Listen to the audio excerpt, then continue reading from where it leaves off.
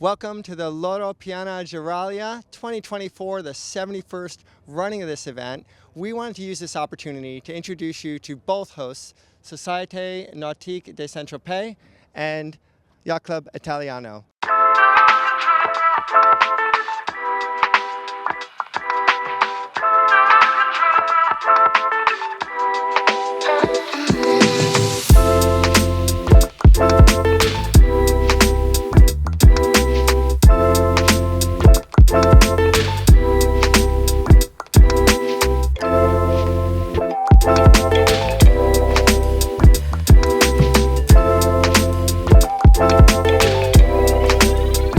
Both super old clubs and with a long relationship in this 71-year history.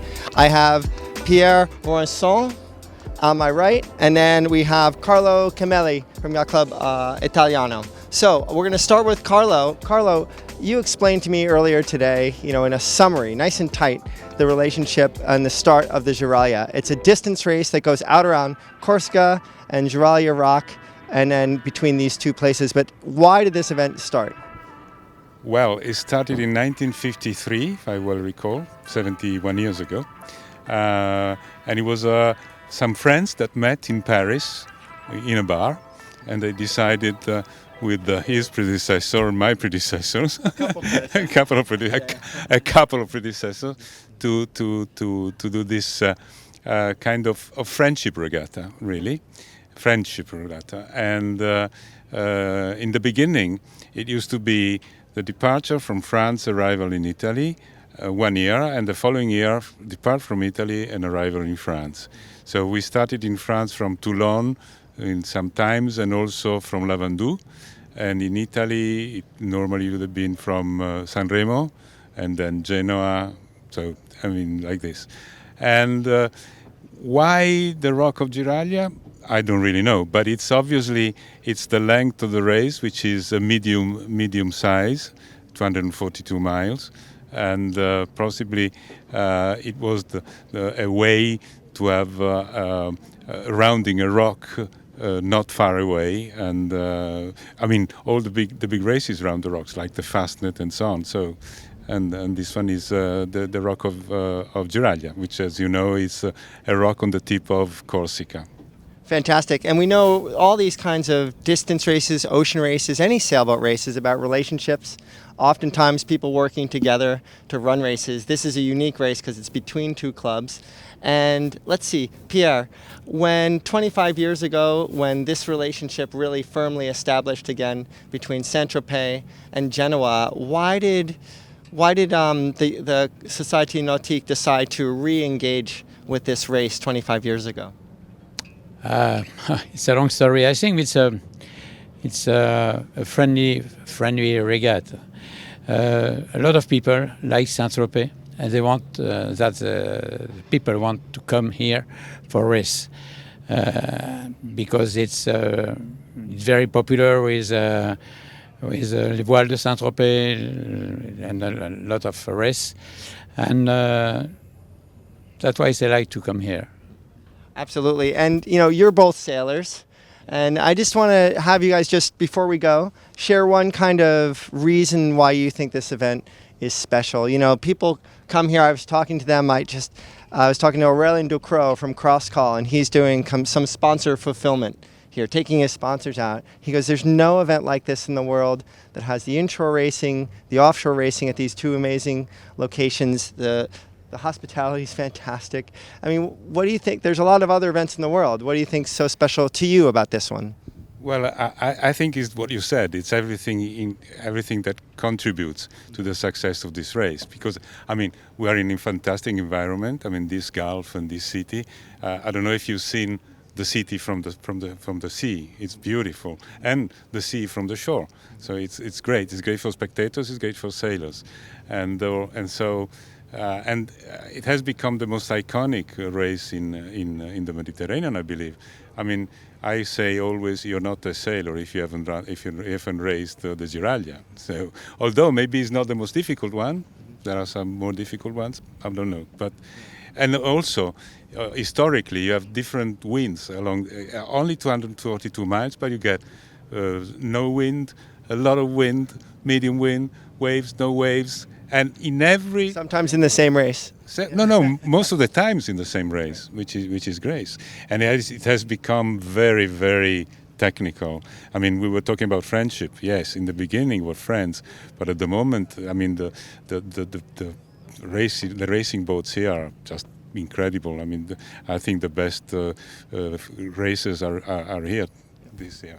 We got about 165 boats here, which is a lot. Absolutely. And Pierre, we're going to let you close this one out for us. One thing I noticed when I look at the competitors list, you know, a lot of the Maxis, the mini Maxis, Capricorno, a brand new boat that's out this year, a 90-footer. A lot of those aren't from these two clubs. They're from around the world.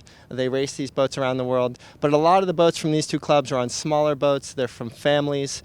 I mean, is that unique for these kind of regattas? It seems like something special about this regatta with so many families and friends racing their boats together. Yes, there is a professional, there is a family, there is people of everywhere.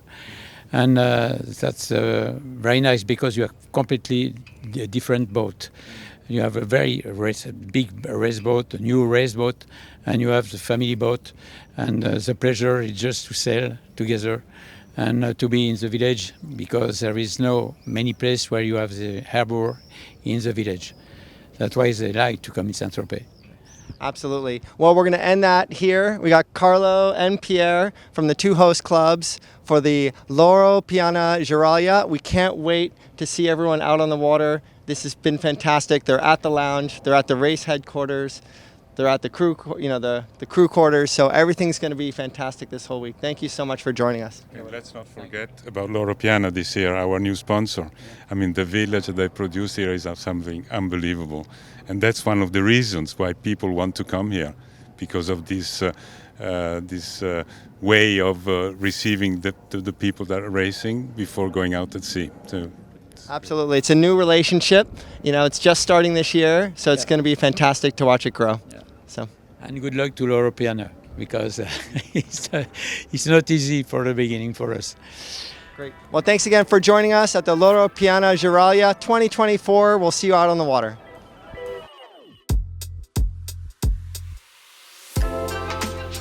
Day one of the Loro Piana Giraglia 2024 went off with a bang. It was absolutely beautiful. A little iffy to start the day, clouds, and a little bit of drizzle, but Saint-Tropez really delivered. There were 8 to 12 knots of east to northeast winds out on the water, which allowed the Maxis to do 2 up and down races, and then the rest of the fleet got to sail a beautiful coastal distance race. This is important because everyone is getting ready for the real Giraglia, Wednesday's distance race from Saint-Tropez to Genoa via Corsica and Giraglia Rock.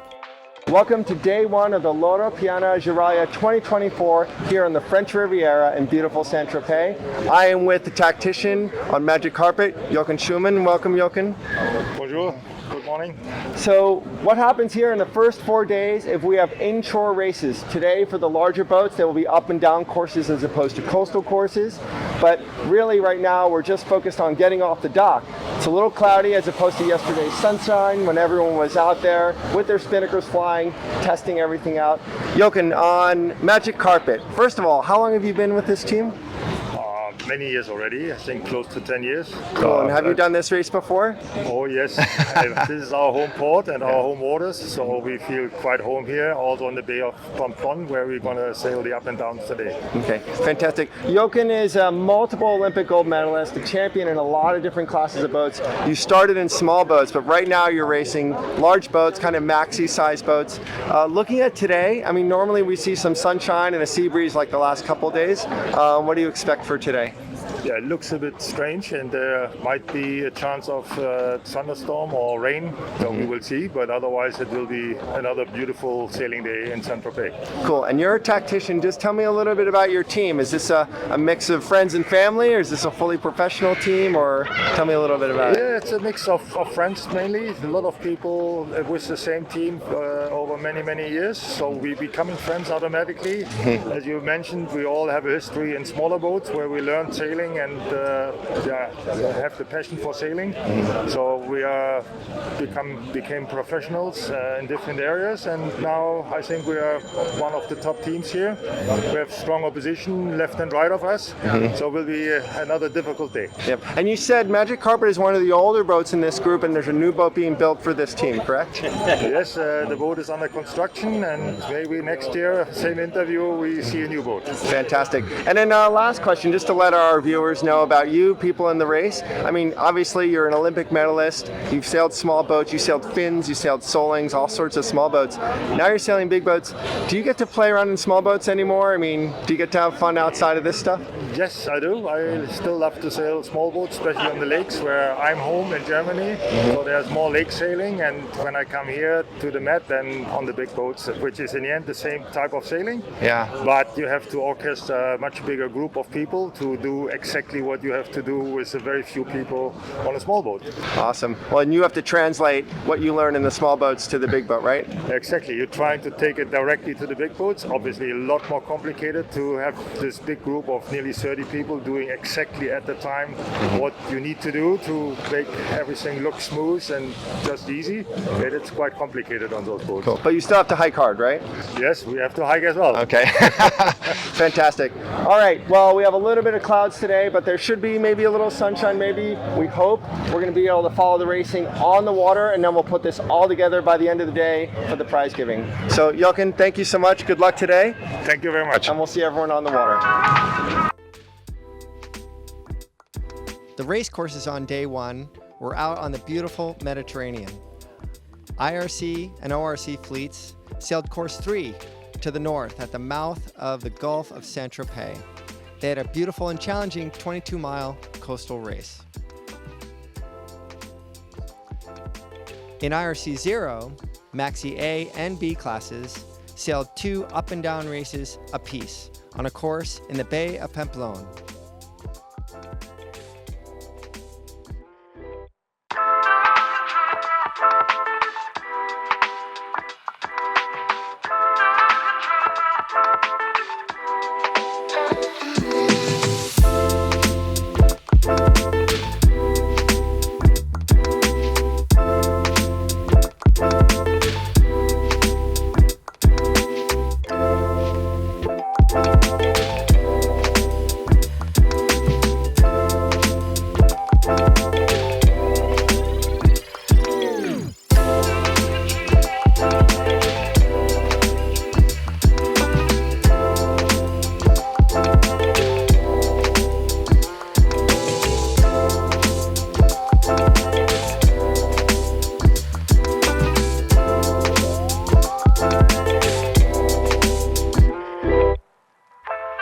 It's always exciting to watch the boats dock out every morning, these absolute beautiful boats full of fantastic racing crews. The racing went off without a hitch. It was perfect weather, flat water, super tight racing. The Maxis were especially fantastic to watch. They were fully loaded up, the rails were down, and even the smaller boats were lined up all the way across the Med. Let's take a look at the results today. In IRC 1, Red Bandit in first, Team Guenefe in second, and Arabas 2 in third. For IRC 2, Le Lupin in first, in second, Collier Soleil, and in third, Expression. ORC 1 had Wind Whisper 44 in first place, in second place, Thetis, in third, Suspiria de Revenge. In ORC 2, Malagodo in first place, in second, IMX Tenente, and in third, X-Wave. And in the Maxis, with 2 races apiece, in Maxi A, in first place, Jolt, second place, Jethu, and in third place, Bullet. For Maxi B, in first place, Waligno, in second place, Spirit of Lorena, and in third place, Sipalipa 10.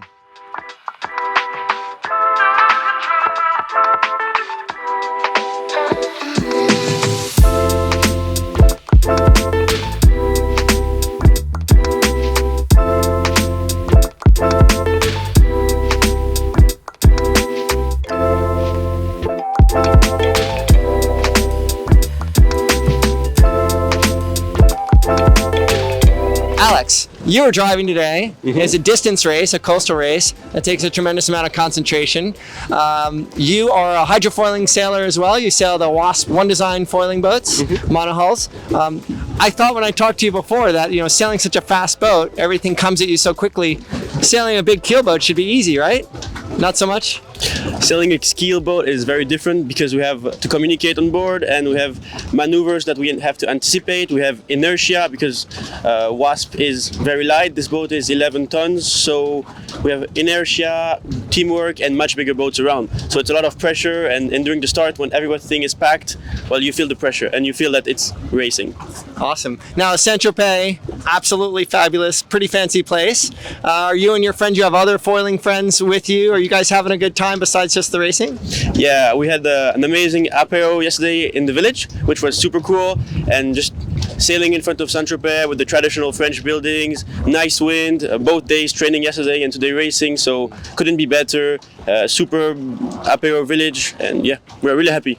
Awesome. Isabel, we'll end with you. Okay, we've got 3 more days of racing, then the distance race, which I'm assuming you're doing. Yes. Yeah. How do you pace yourself for that? Are you worried about, for everyone, the energy of the crew for 3 more days of racing and then a distance race? Do you worry about getting to bed on time, all that fun stuff? Okay, I really believe that my crew knows exactly what they have to do. Okay. So actually we are all together in a villa and we are building the team spirit, and we have only one car with 3 seats, so it helps the people to stay in the house. So we are quite serious, and otherwise I think it's quite enjoyable anyway. Fantastic. And yes.